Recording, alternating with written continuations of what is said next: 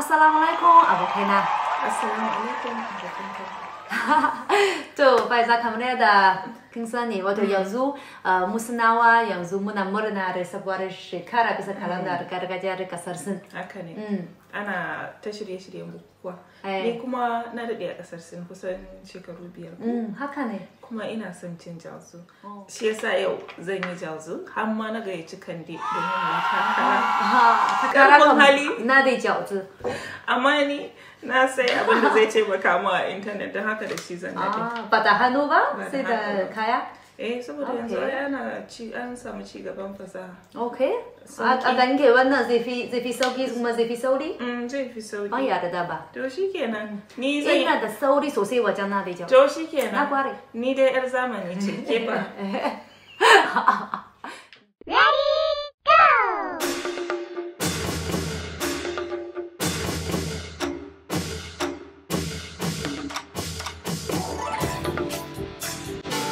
na dalilin da ya sa sinawa na son na fari da na wannan kore.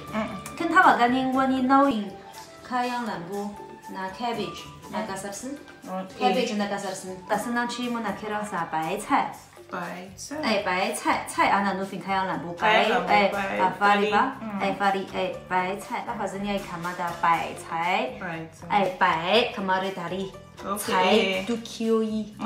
Don haka ma'ana ita ce kamar ana so a san wadata a sabuwar shekara. Don haka yana muka ci Jiaozi mu fi so zabi wannan launuka biyu.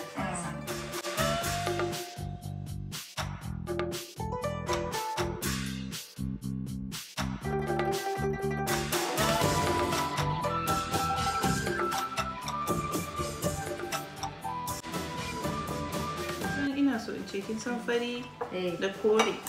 Fari da kore. Wannan ɗan Najeriya ne. Oh, haka ne. Sai yanzu na gane. Fari da kore. Haka ne. Musnawa muna so wannan launuka biyu sosai. Wani ma ina son kore sosai. Yanzu sai na gane. Amma ban fahimta.